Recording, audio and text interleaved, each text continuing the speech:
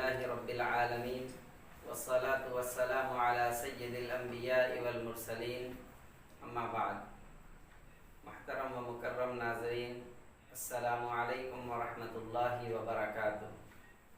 پچھلی ویڈیو میں ہم نے گفتگو کی تھی قرآن مجید کی حفاظت کے تعلق سے، اور آج موقع ہے کہ ہم گفتگو کریں قرآن مجید کی زبان کے تعلق سے کہ کس زبان میں اللہ رب العالمین نے اپنے کلام کو نازل فرمایا ہے.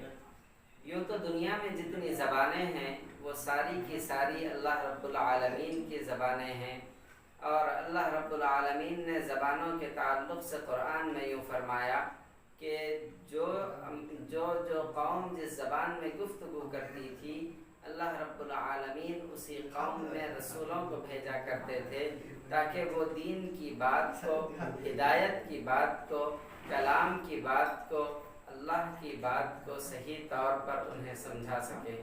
تو بنیادی وجہ ایک یہ بھی ہے کہ قرآن مجید عربی زبان میں ہے.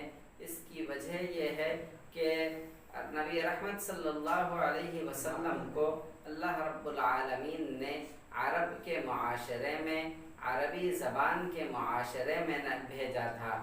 آپ صلی اللہ علیہ وسلم کو عرب میں مبعوث فرمایا تھا، اور اہل عرب کو عرب کی زبان سمجھانے کی زیادہ ضرورت تھی.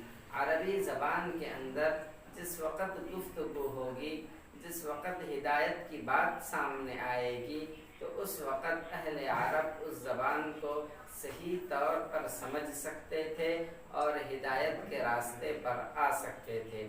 بہرحال ناظرین گرامی، دنیا کی ساری زبانیں ہیں، سب سے ان ساری زبانوں کے اندر سب سے خوبصورت جو زبان ہے وہ زبان عربی زبان ہے.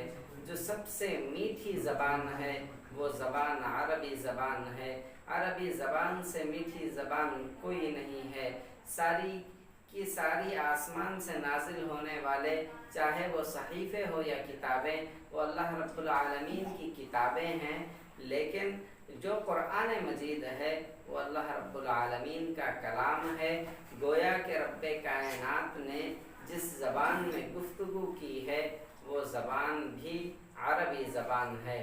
بہرحال ناظرین گرامی، جس دور میں قرآن مجید نازل ہوا وہ دور سائنس اور ٹیکنالوجی کا دور نہیں تھا. وہ دور تھا ادب کا، وہ دور تھا شاعری کا. اس دور میں لوگ شاعری کو زیادہ پسند کرتے تھے. جس کا جتنا اچھا کلام ہوتا، جس کا جتنا معنی خیز کلام ہوتا، اس کلام کو کعبۃ اللہ پر لٹکا دیا جاتا تھا. لیکن جس وقت قرآن مجید نازل ہوا تو اللہ رب العالمین کی شان دیکھیں کہ سارے عرب کے لوگ اس کلام کے سامنے عاجز آ گئے. عربی کی اس گہرائی اور گہرائی کے سامنے عاجز آ گئے، اور شعرائے عرب کے کلام کعبۃ اللہ سے اتار دیے گئے اور قرآن مجید کو کعبۃ اللہ پر چڑھا دیا گیا.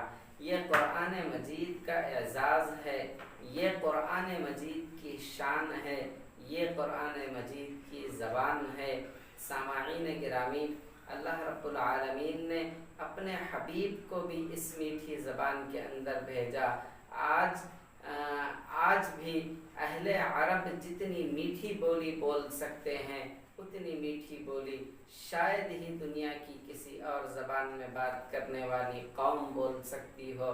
بہرحال جس وقت یہ قرآن نازل ہو رہا تھا اس وقت شاعروں کا دور تھا. اس کلام نے شاعروں کو، اس کلام نے زبان کے جاننے والوں کو عاجز کر دیا. اللہ رب العالمین نے چیلنج کے طور پر ان لوگوں سے یہ باتیں کہی کہ اگر انسان اور جنات جمع ہو جائیں اور اس کلام کا کوئی توڑ لا کر پیش کریں تب بھی اس کلام کا توڑ نہیں آ سکتا. اگرچہ کہ ایک آیت تم لا سکتے ہو تو لا کر دکھا دو. اللہ نے یوں کہا کہ اگر تم 10 آیتیں لا کر دکھا سکتے ہو تو پھر لا کر کے دکھا دو. یہ ان کے بس کی بات نہیں تھی کہ اس کلام کے توڑ کو لے کر کے آ جائیں.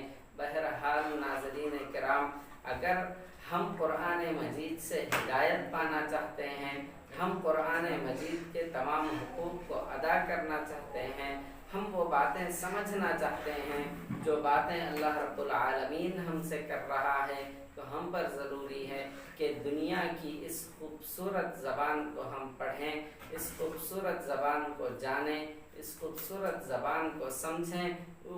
وہ زبان جس میں اللہ نے بات کی، یہ وہ زبان جس میں اللہ کے حبیب نے بات کی، یہ وہ زبان جس میں اللہ کا کلام آیا، یہ وہ زبان جو قبر میں بولی جائے گی، یہ وہ زبان جو جنت میں بولی جائے گی۔ اللہ رب العالمین سے دعا ہے کہ اللہ رب العالمین ہمیں قرآن مجید کو سمجھنے کے لیے اس زبان کو پڑھنے کی توفیق عطا فرمائے اور صحیح طور پر سمجھنے کی توفیق عطا فرمائے۔ السلام علیکم ورحمۃ اللہ وبرکاتہ۔